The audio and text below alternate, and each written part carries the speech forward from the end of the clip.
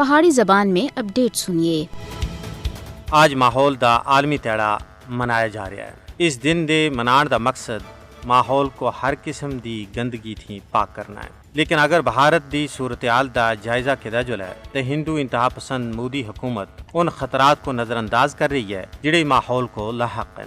مقبوضہ ریاست جموں کشمیر بچ امرناتھ یاترا دا انعقاد اس چیز دا واضح ثبوت فراہم کردا ہے کہ مودی حکومت عالمی یوم ماحولیات دے پیغام کو پیراں تھلے روند رہی ہے۔